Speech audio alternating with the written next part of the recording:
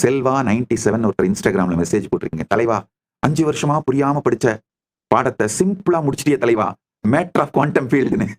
ஐயா, கொஞ்சம் ஆழ்ந்து கேட்டீங்கன்னா, இந்த ஒரே ஒரு சத் சங்கத்துல நீங்க முழுமையான அந்த பரமானுபூதியை வெளிப்படுத்துகின்ற குவாண்டம் ஃபீல்டா மாறிடுவீங்கயா. சற்றே கேளுங்கள்.